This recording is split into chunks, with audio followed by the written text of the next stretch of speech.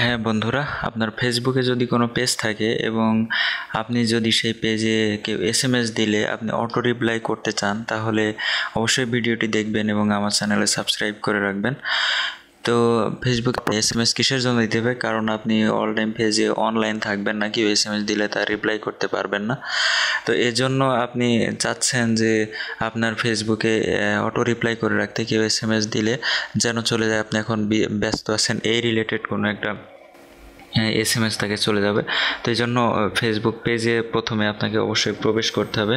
তারপরে settings option, ডান সাইডের দিকে সেটিংস অপশন যেটা থাকবে, সেটিংসে এসে এখানে জেনারেলের নিচে যে মেসেজিং অপশন দেখছেন, মেসেজিং অপশনে ক্লিক করতে হবে।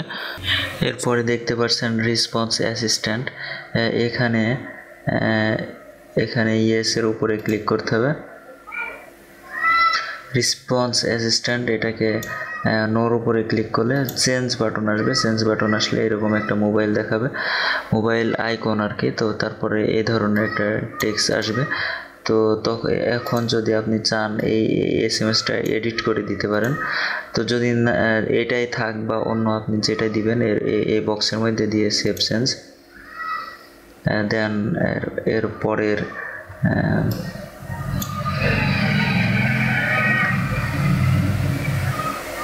এর পরের স্টেপ, তো নোর উপরে ক্লিক করে চেঞ্জ বাটন আসবে। দেন এইখানে সেম অবস্থা, তো এখানেও সেম অবস্থা। এখানে আপনি এটা ইচ্ছা করলে এডিট করে দিতে পারেন, যদি না করেন তাহলে সেভ। দেন পরবর্তী অপশনে সেম করে দিবেন অ্যান্ড সেভ বাটনে ক্লিক করবেন। তো হয়ে গেল আপনার auto reply message system on. তো এভাবে আপনি আপনার ফেসবুক পেজে auto reply message system on করে রাখতে পারবেন। তো বন্ধুরা, আমার চ্যানেল অবশ্যই সাবস্ক্রাইব করবেন। ধন্যবাদ সবাইকে।